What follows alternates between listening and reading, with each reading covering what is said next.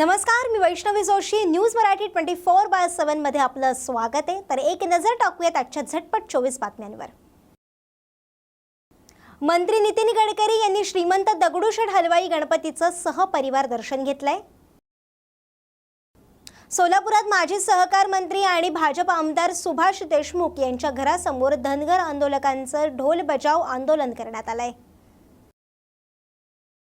बारामतीत उपमुख्यमंत्री अजित पवारांचं भावी मुख्यमंत्री म्हणून बॅनर झळकतायत.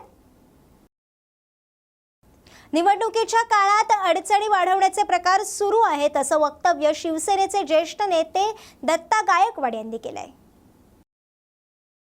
उद्धव ठाकरे यांचे आज वैजापूरमध्ये शिवसंवाद अभियानानिमित्त सभेचं आयोजन करण्यात आलंय.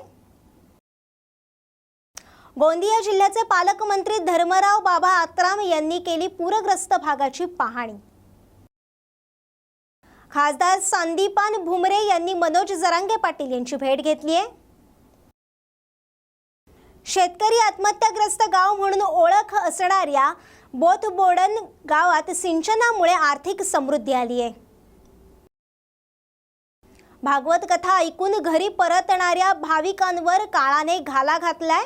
तर पिक अप इको वाहनाच्या अपघातात 4 मृत्यू झालाय.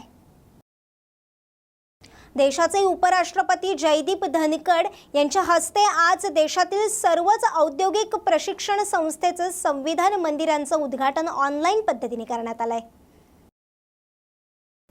अमरावतीत संविधान मंदिराचे खासदार डॉक्टर अनिल बोंडे यांच्या हस्ते उद्घाटन करण्यात आलंय.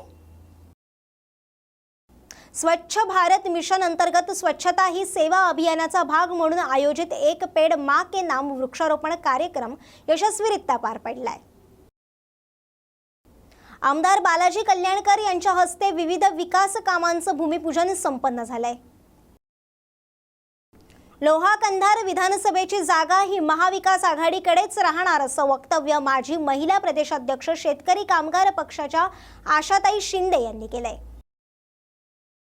प्रशासनाच्या वतीने गणेश विसर्जन स्थळाची पाहणी करण्यात आली आहे.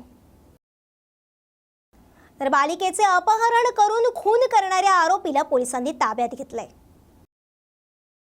आरक्षण संपवण्याची भाषा केली तर जीभ हासडली जाईल असं वक्तव्य आमदार संजय गायकवाड यांनी केलंय.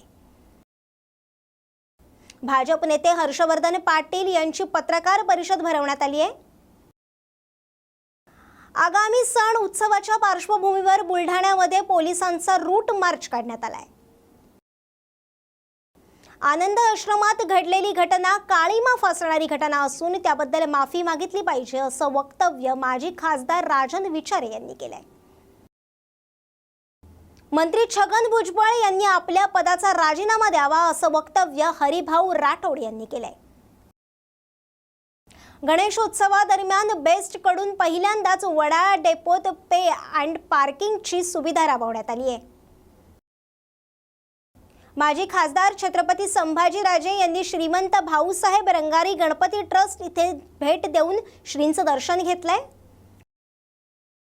पंतप्रधान पदासाठी तडजोड करा असं नितीन गडकरींना कुणी बोललं असं मला वाटत नाही असं वक्तव्य खासदार संजय राऊत यांनी केलंय.